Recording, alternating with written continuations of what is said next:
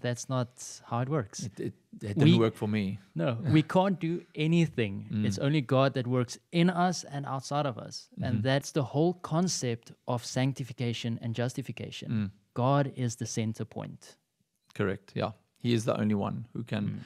And don't get me wrong, there's an effort on our part. Yes. That I know daily. There's an effort that sometimes it's another sin that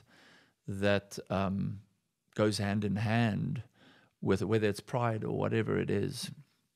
Sometimes you are trying to get rid of a certain sin and you ask God to relieve you from that sin, but you don't notice that there's a pride element in the back.